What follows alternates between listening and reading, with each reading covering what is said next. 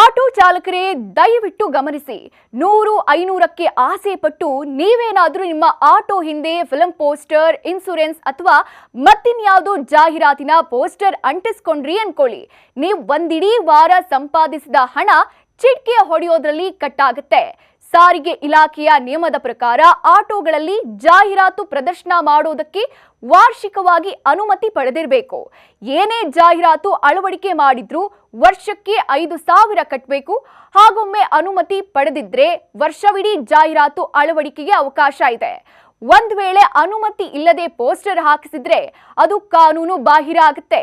ವಿಪರ್ಯಾಸ ಅಂದ್ರೆ ಈ ನಿಯಮದ ಬಗ್ಗೆ ನಗರದ ಬಹುತೇಕ ಆಟೋ ಚಾಲಕರಿಗೆ ಅರಿವೇ ಇಲ್ಲ. ಸಿಲಿಕಾನ್ ಸಿಟಿಯಲ್ಲಿ ಬಹುತೇಕ ಆಟೋಗಳ ಹಿಂದೆ ಇನ್ನೂ ಕೂಡ ಹೀಗೆ ಜಾಹೀರಾತಿನ ಪೋಸ್ಟರ್ ಇದೆ. ಹೀಗಾಗಿ ಸಾರಿಗೆ ಇಲಾಖೆ ಆಟೋ ಚಾಲಕರಿಗೆ ಅರಿವು ಮೂಡಿಸುವ ಕಾರ್ಯಕ್ರಮ ಮಾಡುವುದು ಉತ್ತಮ. ಜೊತೆಗೆ ಆಟೋ ಚಾಲಕರು ಕೂಡ ದಂಡಾಸ್ತ್ರದಿಂದ ದೂರ ಇರೋಕೆ ಪೋಸ್ಟರ್ ಅಂಟಿಸೋದನ್ನ ಕೈ ಬಿಟ್ರೆ ಒಳಿತು. ಇಲ್ಲ ನಿಮ್ಮ ಜೇಬಿಗೆ ಕತ್ತರಿ ಬೀಳೋದು ಗ್ಯಾರಂಟಿ.